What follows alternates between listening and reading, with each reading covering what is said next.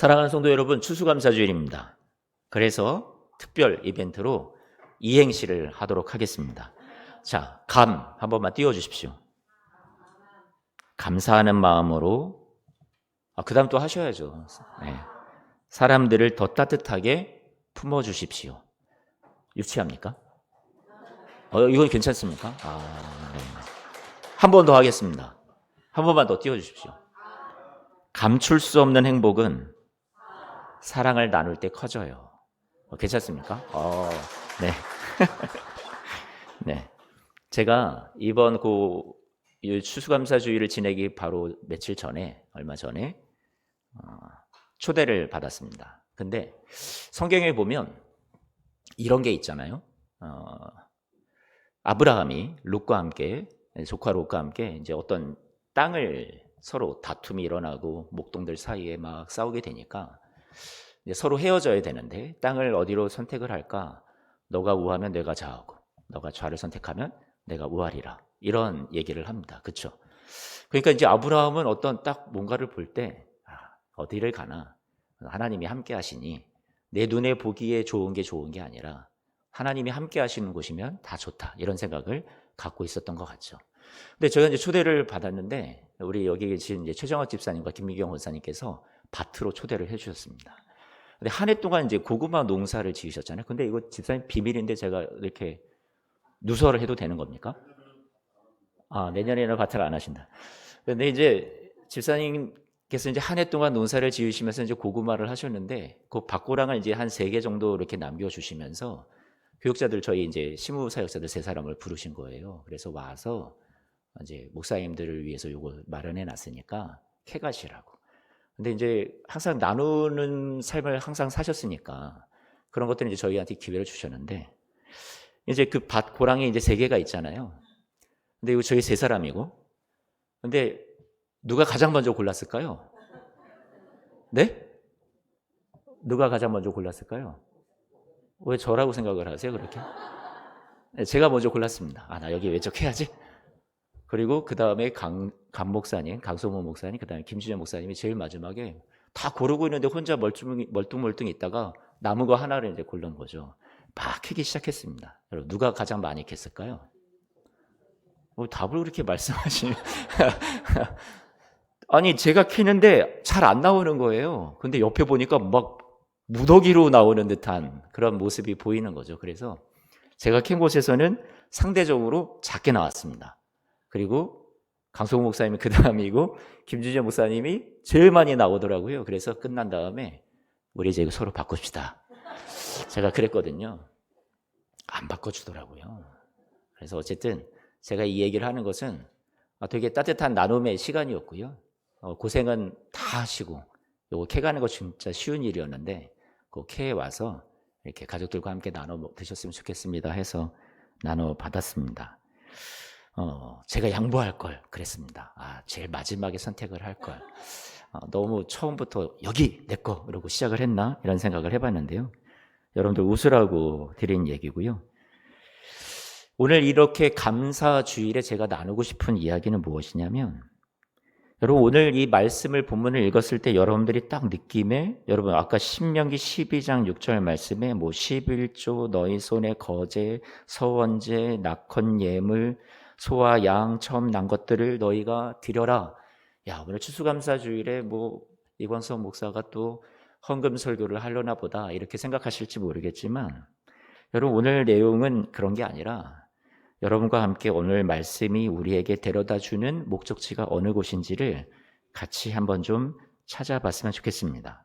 신명기 12장 말씀으로 중심을 해서 오늘 하나님께서 저와 여러분들에게 우리 이 추수감사주일을 어떻게 보냈으면 좋겠는지 우리에게 마음의 문을 두드리시면서 노크하고 계시고요. 우리 공동체를 향하여서 분명히 주시는 말씀이 있다라고 생각이 됩니다.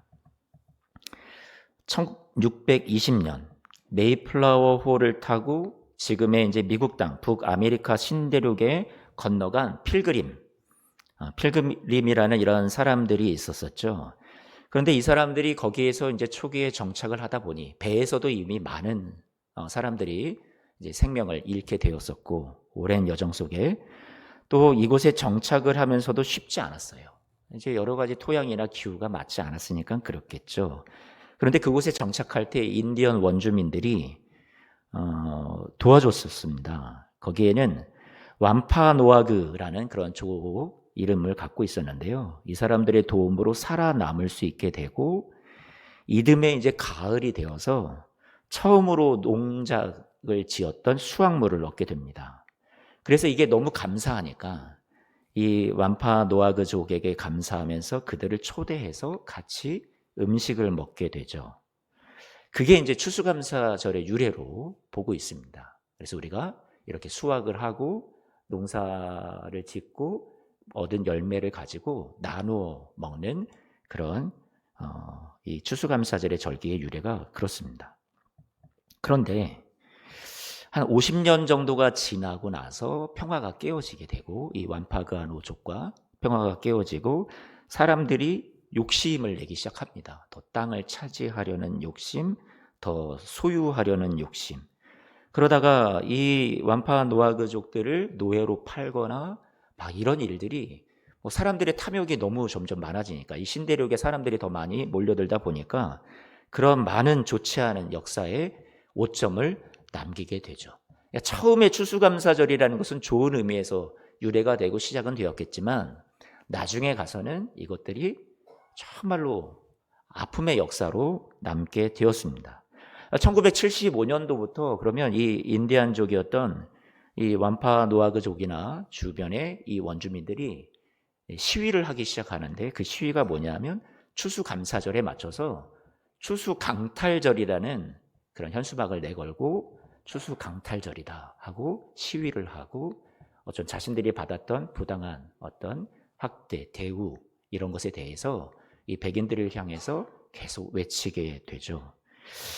여러분 이러한 것을 오늘날 교회가 바라보면 반면 거울을 삼아서 와, 추수감사절이 저렇게 변질될 수도 있구나 이런 생각을 하게 됩니다. 오늘날 우리는 이 추수감사절을 어떻게 지내고 있는 걸까요? 우리는 그 좋은 의미를 되살려서 잘 지내고 있는 건가요? 성경을 보니까 추수감사절을 가장 잘 표현해 줄 수 있는 구약시대 때의 예배가 뭐가 있을까? 원형적인 예배죠. 오늘날 우리는 제사를 지내지는 않습니다. 하지만 성경에서, 구약 성경에서 또 신약 성경에서 이 추수감사절에 대해서 우리에게 의미를 잘 알려줄 수 있는 내용이 뭐가 있나 제가 성경을 찾아보다가 여러분들과 함께 오늘은 이것에 대해서 나누면 되겠구나 하고 정한 것이 화목제입니다. 구약시대 때 이 예배, 오늘날로 말하면 예배라는 용어를 쓸 수 있겠고요. 그 당시는 제사죠. 그 화목제라는 것이 무엇이었을까 생각을 해보면 화목제는 여러분들이 딱 처음에 생각할 때 하나님과 우리가 죄로 인해서 막혀 있는데 이 사이를 이 화목제라는 것을 드려서 하나님과 우리를 이렇게 평화롭게 만들어주는 제사이구나 이렇게 쉽게 우리가 생각을 먼저 생각할 수 있을 것 같습니다. 하지만 그렇게 생각하시면 오해입니다. 이 화목제라는 것은 어떤 이름을 갖고 있냐면 화목제는 평안제, 그러니까 평화의 제사 이런 의미도 갖고 있고요. 친교제, 다시 말하면 교제하는 제사, 교제하는 예배 이런 표현입니다. 또 한 가지는 인사의 제사. 인사? 인사가 뭐지? 그러니까 여러분들이 안녕하세요, 잘 지내셨습니까? 이렇게 인사를 하잖아요. 그게 화목제에 담겨있는 이름의 뜻입니다. 그래서 여러분 이 화목제를 당시 구약 성경에 쓰여 있었던 그 히브리 말로 표현을 하면 그 히브리 말 단어가 뭐냐면 숄라밈. 여러분들이 흔히 쓰는 우리 기독교 용어 중에 뭐가 있냐면 샬롬이라는 말이 있죠. 샬롬, 안녕하십니까? 평안하십니까? 우리가 안부를 묻잖아요. 한국 사람들과 이 히브리 사람들이 갖고 있었던 이 샬롬이라는 단어가 매우 유사한데요. 샬롬, 평안하십니까? 예수님도 부활하신 다음에 제자들에게 두려움에 떠는 자들에게 샬롬, 평안하냐 물으셨잖아요. 그런데 여러분 이 샬롬이라는 것이 우리나라 사람들이 안녕하십니까? 간밤에 잘 주무셨습니까? 안녕하십니까? 이게 안자가 평안이라는 말을 의미하는 거잖아요. 같은 인사입니다. 그러니까 샬람임이라는 샬롬이라는 단어에서 나온 이 의미가 화목제에 담겨 있다는 것은 이 예배가, 이 제사가 하나님과의 수직적인 관계만을 의미하는 것이 아니라 여러분 이웃과의 관계에서 샬롬, 평안하십니까? 잘 지내셨습니까? 하는 매우 수평적인 관계에 관련되어 있는 제사라는 것을, 예배라는 것을 우리는 알 수 있을 것 같습니다. 이 화목제를 언제 드렸냐? 성경을 보니까 늘 우리가 범사에 감사한다라는 그런 우리의 고백이 있잖아요. 하나님 범사에 감사합니다. 특별한 일이 없어도 감사합니다. 이런 일이 있듯이 이 화목제라는 것은 범사에 감사할 때 어떤 사람들이 예물을 가지고 와서 하나님 앞에 드리면서, 그래서 그때 어떤 마음으로 드리냐면 즐겁습니다. 그래서 즐거울 낙자를 써서 낙헌제, 하나님 앞에 드린다라는 헌자를 써서 낙헌제라고 이름을 부르기도 했습니다. 즐거운 마음으로 범사에 어떤 특별한 일이 없어도 나 너무 고마워요, 감사한 일이 많아요 하고 즐거운 마음으로 드렸다라는 거예요. 또 한 가지는 특별한 일을 겪었을 때, 여러분들이 어떤 좋은 일들이 생겼을 때나 여러분들의 주위에서 어떤 아픔이 있고 문제가 있었는데 잘 해결됐을 때나, 구약시대 때는 전쟁에 나갔는데 무사히 돌아왔을 때나, 이럴 때 특별한 하나님 앞에 감사를 드리고 싶다 했을 때 여러분 예물을 갖고 와서 이렇게 화목제로 하나님 앞에 드리곤 했습니다. 또 한 가지는 여러분들이 아시는 한나라는 여인이 사무엘을 낳았잖아요. 서원을 했었고, 하나님 이 아이를 주시면 제가 하나님 앞에 이 아이의 삶을 바치겠습니다, 서원을 했었는데 진짜 기도의 응답으로 아이를 갖게 되고 사무엘을 갖게 되고, 하나님 앞에 숫소 3마리와 그리고 여러 가지 포도주와 그런 에바라는 어떤 곡물, 이런 것들을 갖고 와가지고 여러분 이웃들과 나누고 하나님 앞에 먼저 드린 다음에 이웃들과 잔치를 벌여서 동네 사람들 다 오게 해서 그렇게 좋은 기쁨의 잔치를 나누었던 나눔이 있었습니다. 그런 일들이 이런 화목제를 드릴 때 있었던 일들이에요. 우리 화목제에 대해서 조금만 더 살펴보기 위해서 레위기 말씀으로 가보겠습니다. 레위기 3장인데요. 11절, 16절입니다. 함께 읽어볼게요. 자, 11절 말씀 보니까 쭉 가다가 여러분 맨 마지막에 여호와께 드리는 뭐라고 돼 있어요? 음식 두 글자를 주목해 주십시오. 16절 말씀을 가도 16절 말씀도 쭉 가다가 뭐가 나오냐면 눈에 두드러지는 것이 음식이라는 말이 나옵니다. 우리는 예배 그러면, 제사 그러면 뭔가 제물을 바친다라는 것은 늘 우리가 생각할 수 있는 부분인데, 음식 하니까 뭔가 생소하게 느껴지는 거죠. 음식? 그러면 여러분 우리는 이 화목제에 대한 소개가 지금 레위기 3장에 소개되고 있는데, 화목제는 뭔가 여기까지만 일단 여러분들 염두에 두십시오. 음식과 관련이 있나 보다, 이렇게만 좀 생각을 해주시면 좋을 것 같습니다. 그러면서 7장으로 넘어가서 화목제에 대해서 좀 더 부연 설명을 해주는데요. 여호와께 드릴 화목제물의 규례는 이러하다 그러면서 12절 말씀으로 한번만 가볼게요. 아까 음식 얘기했었잖아요. 그러니까 우리가 짐승을 잡아 죽여서 이런 것만이 어떤 예배가 아니라, 제사가 아니라 이때 음식도 갖고 왔다고요. 그런데 기름을 섞은 무교병과 기름 바른 무교전병. 여러분 이거 무교전병이라는 것은 제가 이스라엘에서 직접 수입한 맛자라는 과자를 먹어봤는데 그 맛자가 진짜 텁텁하고요, 맛도 없어요. 너무 맛이 없어요. 이거는 누룩을 섞지 않은 것이라고 해서 그래서 이 무교전병이라고 하는데, 그 맛자라는 것을 가지고 오늘날 교회에서 성찬식을 행하는 그런 교회들이 많이 있습니다. 실제 이것을 가지고 전통적으로 해왔을 것이다, 성서의 배경이 되는 곳에서. 근데 꼭 그것을 따라야 된다라는 생각은 갖고 있지 않습니다. 저는 주로 달달한 카스텔을 좋아하고, 그렇죠? 또 아니면 어떤 교회는 인절미를 갖고 하는 그런 교회도 있습니다. 백설기나 인절미나 우리의 것으로 토속적으로, 이 성경 당시에 그 사람들한테는 이것이 그 사람들의 전통적인 어떤 식사와 또 음식의 방편이었다면, 우리는 또 우리 나름대로의 전통을 갖고 있으니까 그렇게 재해석해서 사용하는 교회들도 있죠. 어쨌든 이 누룩이 들어가지 않은 빵은요 진짜 맛이 없는데 하나님께서 그것을 바치라 합니다. 성경에 누룩이 들어가 있지 않다라고 하는 것은 무엇을 의미하냐면 죄가 섞여 있지 않다, 이것을 의미하는 것이거든요. 그러니까 상징으로만 알아주십시오. 오늘날 우리에게 그렇게 큰 의미가 있지는 않은 건데, 누룩이 들어가 있지 않은 것을 하나님 앞에 바친다, 죄가 섞이지 않은 것을 하나님이 받으시겠다라고 하시는 거죠. 그럼 하나님 그러시다 쳐요. 그런데 13절 말씀을 같이 한 번만 보면 레위기 7장 13절 말씀에 뭐라고 얘기하는지 한 번만 읽어봐줘요. 또 뭐라고요? 유교병을 화목제의 감사 제물과 함께 그 예물로 드리되. 하나님 맛없는 빵 드시는 거 하나님 앞에 바치는 거 저는 괜찮습니다. 이상하죠? 그런데 여러분 유교병이라는 것은 여러분 하나님께서 뭐라고 얘기하시는 거예요? 유교병은 당신이 받지 않으시는 거거든요.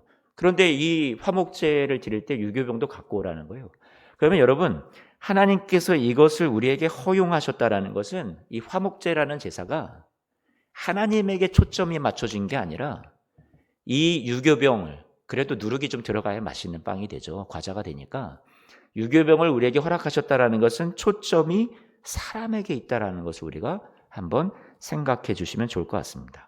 하나님께는 유교병이니까 드리지는 못해도 사람들과 나눌 수 있는 음식이니까. 그래서 이웃을 위해서 준비하는 어떤 예물이라는 것을 우리가 한번 생각해 보면 좋을 것 같습니다. 그런데 우리가 이웃을 위해서 유교병도 준비해 가는데 그것을 하나님께서 당신에게 드리는 것으로 하나님이 여겨주신다라는 거죠. 그게 유의미한 어떤 오늘 말씀의 내용이라고 살펴볼 수 있죠. 그러면 화목제라는 건 하나님께서 융통성이 있으신 분이고요.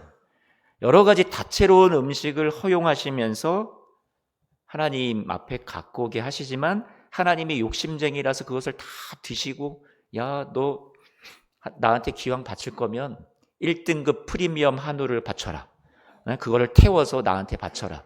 일본의 그 와규 등심구이를 나한테 바쳐라. 하나님이 이렇게 말씀하시는 것이 아니라 하나님께서는 우리에게 어떤 이웃들과 나눌 수 있는 것을 하나님께서 가져오라 하신 다음에 당신이 혼자 다 냉큼 드시겠다는 것도 아니고 나누었으면 좋겠다 하셔서 이것을 하나님이 화목제의 예물로 허락을 하셨던 거죠. 의무로 드려지는 것이 아니었었어요. 그러니까 사무엘을 낳고 아까 한나를 얘기했지만 이 한나가 화목제 중인 하나인 서원을 갚는 제사를 드리면서 수소 3마리와 밀가루 한 에바와 그리고 포도주 한 부대를 갖고 와서 하나님 앞에 드렸다고 성경은 얘기하고 있지만 이건 화목제이기 때문에 하나님이 다 취하신 게 아니라 다시 도로 돌려주시죠. 그래서 제사장들이 돌려주면 그것을 갖고 와서 한나가 어떻게 했을까요? 이웃을 다 초청해서 동네 잔치를 벌이면서 여러분 나에게 이렇게 좋은 일이 생겼습니다 하고 나누는 그런 잔치. 그걸 하나님이 그 여정까지를 다 보시고 와 향기롭다 예배다 받으셨다라는 거예요. 여러분 형편에 따라서 사람들이 드리는 것이 다 차별이 있기 때문에 형편이 다 각자 다르니까. 그러니까 이들에게 하나님께서 이 화목제를 보면 가난한 이들에게 너희는 예전에 어떤 우리 성경의 제사법을 보면 가난한 사람들을 위해서는 뭐 비둘기를 바쳐라 이렇게 딱 한정을 줘줘서 요거 바치면 돼 이렇게 말씀하셨지만 화목제에는 그런 내용 자체가 나와 있지 않습니다. 종류, 어떤 크기, 분량 이런 것들을 제한을 하나도 두시지 않으셨어요. 그것은 무엇이냐면 각자의 형편에 대해서 하나님께서 고려하시고 어떤 것도 제한하지 않으시고 어떤 것도 넌 이렇게 바쳐야 돼 이렇게 갖고 와야 돼 하나님께서 명시하신 것이 아니라 모두가 다 내가 할 수 있는 범위 안에서 자원하는 마음으로 하나님 제가 가진 것이 없지만 이 밀가루 하나 갖고 오면서 내가 이거 나누고 싶습니다 하면 하나님이 그 모든 작은 마음 하나까지도 다 허용해 주셨다라는 거죠. 하나님께서 사람들과 나누는 제사로서 하나님이 되게 유연하시고요. 하나님께서 열려있는 마음으로 우리에게 맡겨두신 영역이 여러분 이 화목 제사의 하나의 방법이었습니다. 수직적인 제사라기보다 수평을 하나님이 생각하면서 이웃을 생각하고 공동체를 생각하면서 하나님께서 우리에게 이런 예배법도 있다 가르쳐 주셨던 거죠. 그러니까 부유한 자든 가난한 자든 뭐 하나님 앞에 드리는 어떤 예물의 크기에 대해서 하나님이 전혀 상관없다 얘기를 한 거예요. 누구가 드리는 것만 야, 저 사람이 수소를 바쳤네. 야, 나는 이거 진짜 대단하다고 생각한다. 어떤 사람이 밀가루를 갖고 오면 그게 뭐냐? 하나님 전혀 그러신 게 아니었다라는 거죠. 그래서 제가 오늘날 우리 교회로 따지면 성도님들 가운데 이제 저는 직장도 이제 은퇴를 하고 퇴직을 하고 또 우리 권사님들은 내가 뭐 교회에 무슨 쓸모가 있겠습니까? 그런데 많은 이 기준들이 왜 이렇게 어떤 물질이나 돈으로 많이들 이렇게 환산이 되는지 모르겠어요. 권사님들이 교회에 와서 기도하고 이 자리를 지켜주시고 예배하고 이곳에 와서 눈물을 심어주시는 것 하나하나가 나라를 위해서 교회를 위해서 애써주시는 그 모습들이 여러분 하나님에게는 너무나 귀한 예물이고 예배가 되고 있는데 반드시 우리가 어떤 물질로 환원되는 것은 아니니까 하나님께서 거기에 가치를 두시지는 않으신다라는 것을 여러분들에게 말씀을 드리고 싶습니다. 넉넉하든 넉넉하지 않든 경제적인 규모가 내가 크든 작든 그런 거 상관없이 하나님께서는요 여러분의 그 작은 것 하나라도 귀히 여기시는 분이 하나님이라는 것을 우리 성경 말씀에서 생각해 볼 수 있을 것 같습니다. 그런데요 이 화목제를 드릴 때 우리 성경 구절을 한 번만 좀 살펴봐요. 신명기 12장 6절 오늘 읽었던 본문 첫 번째 구절이죠. 6절 말씀 보니까 너희 손에 거제와 이 거제라는 건 이제 화목제를 설명하는 부분인데 거제라는 건 높이 들어 올린다라는 것을 말하는데요. 제사를 드리러 온 사람들이 화목제 예배를 드리러 온 사람들이 예물을 드리잖아요. 만약에 어떤 짐승을 잡았다 그러면 고기에 뭐 넓적다리와 뭐 이런 것들을 하나님 앞에 이렇게 올려드립니다. 이 상징적인 거잖아요. 이거 하나님 앞에 바치는 신용만 하는 거예요. 하나님이 내가 넓적다리 맛있겠다. 내가 치킨 닭다리도 좋아하는데 이것 좀 먹어야겠다. 이렇게 하시는 분이 아니잖아요. 이런 얘기를 하면 여러분 마음에 여러분들 얼굴에 좀 이렇게 피시고 좀 웃어주기도 하시고 좀 재밌게 들었으면 좋겠는데 너무 시무룩하게만 이렇게 앉아 계시니까 제가 이렇게 좀 억지 텐션을 더 올려서 더 끌어야 될 것 같은 생각이 듭니다. 어쨌든 하나님이 뭐 고기를 좋아하시겠습니까? 뭐 당신이 직접 드시는 건 아니잖아요. 그러면 그것을 하나님 앞에 바쳤다는 신용만 하고 내려놓은 다음에 그게 제사장들한테 가고 그것을 제사장들이 밖으로 가져갑니다. 이게 하나님 앞에 드린 건데 어떻게 그걸 가져가냐 그러지만 하나님이 허용하신 것이고요. 가져가서 제사장들이 자기의 집의 식구들과 가족들과 함께 모여서 그것을 나누게 됩니다. 고기가 넓적다리 하나만 있겠습니까? 아니잖아요. 다른 부위가 또 많이 있죠. 그것을 제사를 지낸 사람에게 돌려줍니다. 그러면 그 돌려받은 것을 가지고 이 사람들은 어디로 가요? 집으로 또 가죠. 그래서 집에 식솔들을 불러 모으고 그 다음 얘기가 이렇게 나옵니다. 우리 7절 말씀 같이 한 번만 볼까요? 7절 말씀 같이 한번 읽어봅니다. 시작.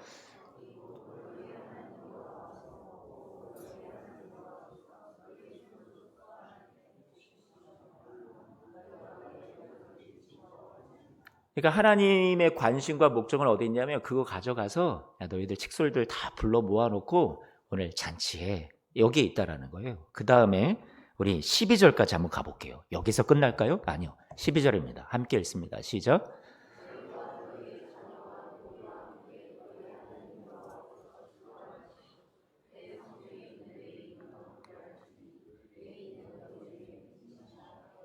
이 말씀 그대로 띄워주시고요. 그러니까 이 예배가 어디로 확장되냐면 예배자와 그 가족들에게로 넘어가더니 제사장한테도 또 넘겨주어서 그 제사장의 가족들도 즐거움의 잔치에 함께 임하게 되고 더 나아가서 어디까지 가시냐면 여러분 자녀들 또 부부끼리만 이렇게 먹기를 좋아하는 사람들도 있었나 보죠. 그러니까 자녀들도 불러라. 그리고 노비도 이 여기서 그냥 부리는 종들이야 하고 이렇게 약자인데 그들을 터부시하고 이 사람들을 되게 존중하지 않는 사람들도 있었겠지만 하나님의 관심은 노비도 부르고 종들도 부르고 이 레위인이라고 표현되어 있는 이 레위 사람들이 의미하는 건 뭡니까? 이 사람들이 의미하는 건 뭐냐면 그 당시에 땅을 다 분배를 받았는데 땅을 분배받지 못했던 사람들이 있어요. 그 사람들은 누구예요? 레위 사람들이죠. 그러니까 레위 사람들 해서 레위인만 하나님이 그렇게 국한시켰다기보다 여기에서 레위인 그 사람들도 불러줘 의미하는 것은 약자들을 말하는 거예요. 어떤 이 세상에서 우리 사회 속에서도 하나님 앞에 또 사람들 사이에 어떤 홀로 서기가 어려운 사람들이나 무언가 도움이 필요한 사람들, 돌봐주어야 될 사람들, 약자들, 소외된 사람들이나 이런 사람들을 말하는 거겠죠. 경제적으로 홀로 독립이 어려운 사람들을 또 말할 수도 있겠고요. 그들도 포함시켜라. 어디에? 이 감사의 잔치에, 이 화목 예배에 그들 다 포함시켜야 된다라고 얘기를 해주는 거죠. 그러면서 우리 신명기 12장 18절 말씀인데요. 보면 이렇게 되어 있습니다. 오직 내 하나님 여호와께서 택하실 곳에서 내 하나님 여호와 앞에서 너는 내 자녀와 노비와 성중에 거주하는 레위인 약자들과 함께 그것을 어떻게 해요? 먹고 또 내 손으로 수고한 모든 일에 대해서 하나님 앞에서 뭐 하라고요? 즐거워하라라고 얘기해 주고 있죠. 그러니까 이 화목제라는 건 뭐였냐면 축제였습니다. 가정의 축제이기도 했고요. 온 동네의 축제이기도 했습니다. 약자들이라고 해서 소외되고 이 축제에 끼지 못했던 것이 아니고요. 그들을 다 아우르는 그런 풍성한 잔치가 바로 이 화목제였습니다. 여러분들에게 화목제의 초점이 이웃사랑에 맞춰져 있다는 것을 한 번 더 말씀을 드리고요. 나눔의 제사였고 여러분 사귐, 친교의 제사, 예배였습니다. 그게 화목제죠. 근데 이 고기를 갖고 온 사람들 같은 경우는 레위기 말씀을 보면 이런 말씀을 합니다. 레위기 7장 15절 말씀입니다. 함께 말씀 볼까요? 감사함으로 드리는 화목 제물의 고기는 어떻게 하라고요? 그날에 먹으래요. 이튿날 아침까지 어떻게 하라고요? 두지 말 것이니라. 저는 이 고기를 좀 이틀, 3일 이렇게 남겨두면 막 변색이 되긴 하잖아요. 그래서 그런 건가? 이런 생각을 해보는데 여러분 왜 그날에 먹으라고 했을까 하면 하나님 앞에 이런 감사의 잔치를 하게 될 때 목적이 가족과 어떤 이웃과 감사를 풍성히 나누는 데 있잖아요. 그러니까 가급적이면 빨리 가장 맛있을 때 가장 신선할 때 나누라는 어떤 하나님의 마음이 담겨 있는 것 같습니다. 그런데요 보니까 16절 말씀에 보면 16절 말씀에 그러나 그의 예물이 제물이 서원이나 자원하는 것이면 제물을 그날에 먹을 것이요 그 남은 것은 어떻게 해요? 이튿날에도 먹되 이렇게 얘기를 해주고 있습니다. 여러분 17절 말씀도 넘어가요. 그 제물의 고기가 셋째 날까지 남았으면 어떻게 하래요? 불사를 해요. 그리고 18절 말씀을 또 봅니다. 만일 그 화목 제물의 고기를 언제까지요? 셋째 날까지 남겨두면 하나님이 기쁘게 받지 않으신대요. 아니 이미 바쳤던 거 아닙니까? 하나님은 이미 제사 끝난 거 아니에요? 그런데 집으로 가져간 고기인데도 하나님이 그 가져간 고기를 어떻게 이후에 하느냐에 따라서 나 그거 안 받아 이렇게 하신다라는 거예요. 좀 이해가 안 가는 부분이긴 합니다. 그런데 왜 셋째 날까지 남겨두면 그게 예물답게 되지 못하고 가증한 것이 된다, 죄다 이렇게 말씀하는 걸까요? 뭐냐면 추론해 볼 수 있는 것은요. 여러분 하루 이틀까지는 괜찮아요. 음식을 나눠야 되는데 만약에 친족들이나 이웃을 초청하는데 여러분 좀 멀리 떨어져 있는 사람들까지 나누기 위해서는 하루 당일날은 어려울 수 있겠죠. 그렇죠? 그러면 이틀까지는 하나님이 유효하게 연장해 주시는 어떤 그런 내용들이 성경에 나오는 것 같습니다. 그런데 나눔이 아까워서 고기를 따로 떼어놨다가 이거는 나만 먹어야지 이런 욕심을 부리는 사람들이 있다고 생각을 해봐요. 하루가 지납니다. 이틀이 지납니다. 고기 양은 많은데 난 못 나누겠어. 나 혼자 먹을 거야. 하루 이틀 3일이 지나면 뭐가 되죠? 아꼈다가 똥 된다. 이 얘기가 있듯이 여러분 지금 이 말씀은 우리에게 가르쳐 주는 게 그런 의미입니다.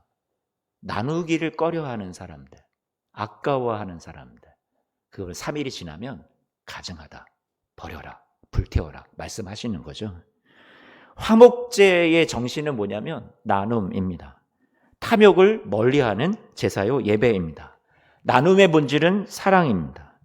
그래서 여러분 오늘 이 화목제의 음식이 강조되고 있지만 단순히 음식만의 나눔일까요?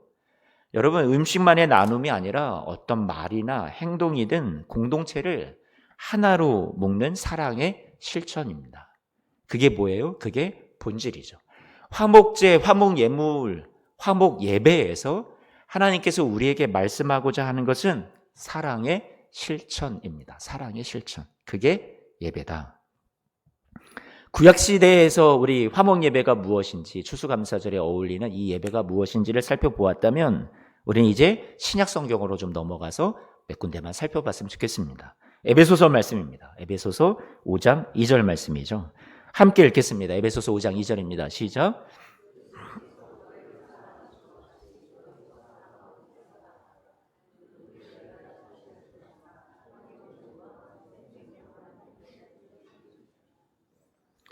여러분, 예수님께서 우리를 위해서 당신이 예물이 되어 주셨다, 제물이 되어 주셨다, 제사를 드리셨다 했는데 두 가지 제사가 오늘 말씀에 언급이 되고 있습니다. 먼저 맨 뒤에 보니까 희생 제물이 되셨다, 속죄 제물이 되셨다는 거죠. 저와 여러분들의 죄를 다 용서해 주시는 속죄 제물이 되어 주셨다.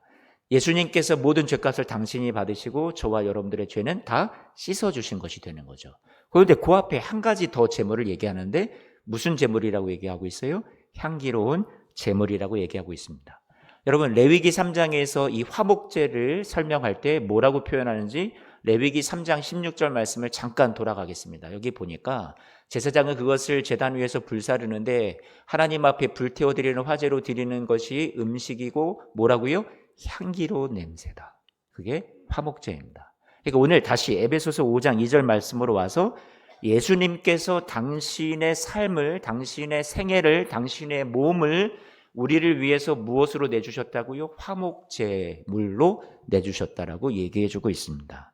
그러면 오늘 예수님께서 화목제 예배자가 되셨다라는 의미는 무엇이냐면요, 예수님은 우리를 위해서 당신의 몸을 찢고 당신의 보혈의 피를 흘려서 저와 여러분들을 사랑하셔서 자신을 다 생명을 아낌없이 나누어 주셨다라는 거예요. 그게 뭐예요? 예수님이 우리를 위해서 화목제물이 되어 주셨다라는 의미입니다. 예수님께서 이렇게 자신을 나누셨어요. 자신의 생명을, 몸을, 자신의 보혈의 피를 나누어 주셨습니다. 마찬가지로 저와 여러분들에게 주님께서 이것을 나누어 주셨다라는 것은 우리의 신앙이 예수님을 닮아가는 것이라면 우리의 신앙이 구원받는 것에서 끝나는 것이 아니라 이 예수님의 사랑을 나누는 자 되도록 우리가 받은 예수님의 몸, 예수님의 보혈의 피, 이 거룩한 사랑을 우리가 실천하는 자 되도록 주님께서 우리에게 거기까지 부르셨다라는 것을 우리가 꼭 생각해 보았으면 좋겠습니다. 여러분의 관심, 여러분의 사랑, 여러분의 기도, 여러분이 표현하고 나눌 수 있는 모든 것으로 여러분, 예수님이 당신을 다 내어주셔서 우리를 사랑하시고 우리를 구원해 주셨듯이 우리도 형제 자매를 돌보고 함께 즐거워하도록 우리에게 본이 되어주신 것이 화목제물이 되어주신 거죠. 주님께서 향기로운 냄새로 자신을 제물로 드리신 것처럼 여러분도 향기로운 냄새로 하나님 앞에 여러분의 삶을 드려 여러분을 통해서 이웃들이 기쁨을 얻고 즐거움을 얻을 수 있는 우리 예수소망교회 성도님들이 모두가 되시기를 축복합니다. 빌립보서 4장 말씀을 보면 빌립보 교회가 그들도 부족한데요, 사도 바울이 하는 이 선교와 구제 사역을 위해서 헌금을 모금을 하죠. 구제비를 마련을 합니다. 그런데 그것을 보고 사도 바울이 받아들고서 에바브로디도를 통해서 이것을 받아든 다음에 빌립보서 4장 18절 말씀에 보면 이렇게 얘기합니다. 이는 받으실 만한, 맨 마지막만 볼게요, 향기로운 제물이요 하나님을 어떻게 한다고요? 기쁘시게 한 것이라. 하나님 앞에 드렸다라고 생각하지만 하나님께서 그것은 이웃을 향해서 나누는 모습을 볼 때 하나님이 받으셨다라고 그렇게 그것을 여겨주셨던 거예요. 하나님 앞에 향기로운 여러분 제물이 되었다라고 여겨주시는 거죠. 분명히 목적이 누구에게 있습니까? 이웃에게 있습니다. 어려움에 처한 교회를 돕는 데 있습니다. 그런데 하나님께서 이것을 당신이 받은 제물로, 화목제물로 여겨주셨다라고 얘기해주고 있는 거죠. 그래서 저와 여러분들 오늘 마지막으로 우리 히브리서 13장 16절 말씀 같이 이 말씀을 읽어보면 좋을 것 같습니다. 함께 읽습니다. 시작.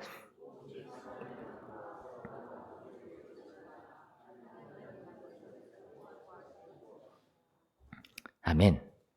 선을 행하고 서로 나눠주는 예배, 제사. 오늘 우리가 이 추수감사 주일에 한번 실천해 보면 어떨까요? 그래서 여러분들에게 말씀드립니다. 여기 감과 사과가 있습니다. 나누셨으면 좋겠습니다. 가져가셔서 나 진짜 저거 먹고 싶었는데 이러신 분이 혹시 계시다면 여러분 그런 사람들끼리 서로 같이 모이셔서 서로 나누어 먹여주시면 되겠습니다. 너무 먹고 싶다. 그럼 여러분들이 이거 드시고 더 좋은 거 여러분들이 구하셔서 또 주위에 사랑을 나누고 싶은 분들, 또 내가 전하고 싶은 분들 있으면 여러분들이 전하시면 어떨까요? 여러분들에게 오늘 이 감 다 씻었고요. 사과도 우리 주방에서 권사님들이 다 씻어서 여기다가 닦아서 담아 놓은 겁니다. 바로 드실 수 있습니다. 드실 때 맛있게 또 드셔주시고요. 제가 지금 허용한 거잖아요, 여러분. 드셔도 된다고. 드시지만 또 이웃사랑을 생각하면서 여러분들 이 한 주간 동안 오늘 추수감사주일이니까 다음 주에 저희가 다시 모일 때까지 여러분들이 나는 하나님 이렇게 사랑을 실천하겠습니다. 한 가지씩 삶 속에서 여러분들이 예배를 드렸으면 좋겠어요. 그게 우리가 이 추수감사주일과 이 한 주간을 보내는 하나님이 우리에게 주신 어떤 그 의미에 우리가 실천하는 또 순종하는 그런 발걸음이 아닐까 생각을 해봅니다. 성도 여러분, 찬송가 89장에 샤론의 꽃 예수라는 찬송이 있어요. 그 찬송을 보면 샤론의 꽃 예수 나의 마음에 거룩하고 아름답게 피소서 내 생명이 참 사랑의 향기로 간데마다 풍겨나게 하소서. 예수 샤론의 꽃 나의 마음에 사랑으로 피소서. 오늘 여러분 안에 예수님이 여러분 안에 생명을 주셨잖아요. 당신의 살을 나누어 주셨고 보혈의 피를 여러분을 위해서 흘려 주셨습니다. 우리가 그것을 받았어요. 우리가 안에 예수님의 사랑의 꽃이 이제 나타나야죠. 향기가 여러분에게 풍겨났으면 좋겠습니다. 그래서 고린도후서 2장 15절 말씀에 우리는 하나님 앞에서 그리스도의 향기라 했습니다. 여러분, 이 향기 한 주간 동안 여러분의 가족에서부터 주위에 우리 사랑하는 지체들 또 이웃들에게 나누어 주시는 우리 성도님들 모두가 되시기를 축복합니다.